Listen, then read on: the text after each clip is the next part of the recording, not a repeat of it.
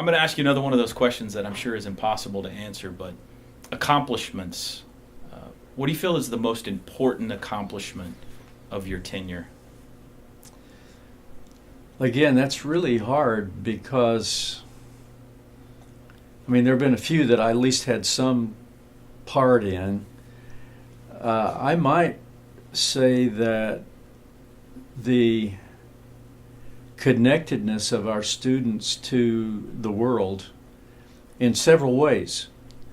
It wasn't long after Linda and I got here that we took our very first international trip with some of my students, and that was with a basketball team. I was not the coach of it then, but I took some students with us to the South Pacific. Some of our alums that are now already retired, but to Australia and New Zealand. That was the beginning of what I consider to be one of the contributions I made, which was to foster and encourage international study abroad programs.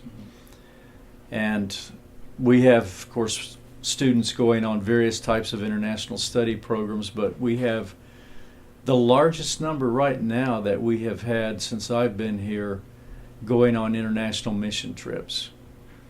Last summer, 125 students with about 30 sponsors, 21 teams in 19 countries. The upcoming summer will be even more teams, more countries. So, although we don't have a requirement to graduate that every student have an international study or service experience, as it ends up, I would say that probably 40-50% of our students before they graduate are involved in something like that off campus, a service, study, or some combination of those two.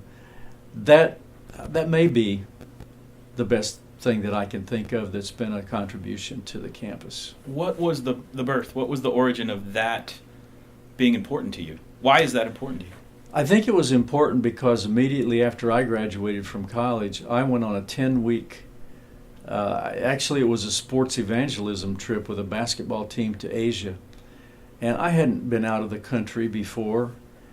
And on that trip I was in Japan and Taiwan, Hong Kong, the Philippines, and it changed the course of my graduate studies. I was headed to Vanderbilt University in a doctoral program in history. I came back and changed my major to international relations and went to the University of Southern California, where I worked out my master's degree there. So it really impacted me in terms of a total change of direction in academic pursuits.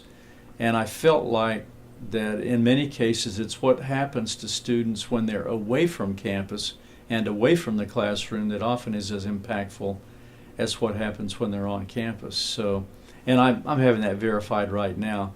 We have a group of students in New York City today, and they are sending back photos of them at the top of the Empire State Building. One in particular is from a small town girl who grew up in western Kansas. And there she is, and she's just gotten back from a study abroad in Vienna for a semester. It's just an example of what happens when people's worlds are expanded by experiences sponsored by SNU, with our emphasis on seeing the world as Christ sees it, trying to help foster the creation of global Christians.